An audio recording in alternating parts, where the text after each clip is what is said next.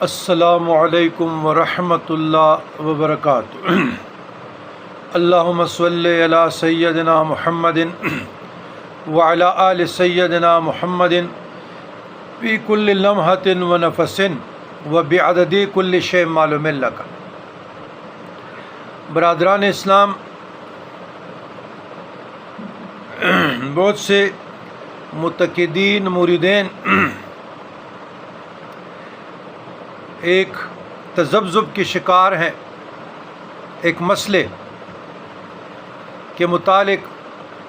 کہ تبلیغی جماعت نے مولانا طارق جمیل صاحب کو پہ جو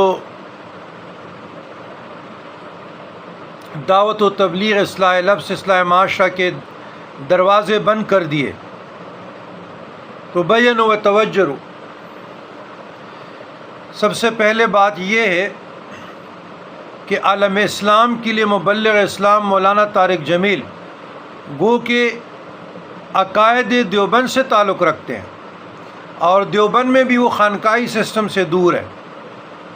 لیکن 18 سال کی عمر سے لے کر 72 سال عمر تقریباً 54 سال تک دنیا کے کونے کونے میں اس نے اسلام کا اور جو تبلیغ جماعت کا فکر ہے اس کے پہنچانے میں کوئی کسر نہیں چھوڑی۔ اور اس زمین پر دیکھا جائے تو اللہ تبارک و تعالیٰ نے اس بندے سے بہت کام لیا ہے۔ اگر آپ کرکٹرز دیکھیں، خواجہ سرا دیکھیں، شوبز کے ڈانسرز دیکھیں، اداکار دیکھیں، ہر مکتب فکر کے لوگوں کو قریب لانے کی کوشش کی ہے، لیکن ساتھ ساتھ اس نے گلدستہ اہل بیت علیہم السلام لکھ کر اس امت پہ احسان بھی کر گئے،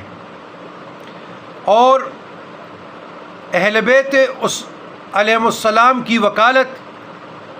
علی المرتضیٰ کرم اللہ وجہہ کو مولا علی کے نام سے حدیث کے مطابق پکارنا، اہل بیت کے ساتھ علیہ السلام کا ورڈز استعمال کرنا، اور گران رسول کی وکالت، اور پھر حق اور باطل کے درمیان یہ علماء حق ہے کہ اس نے رجیم چینج میں جو منڈی لگائی تھی عمران خان کے خلاف، تو اس نے حق کا ساتھ دیا،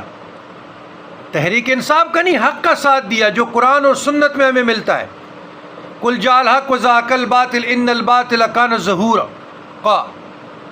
تو وہ چوروں کا ساتھ دے،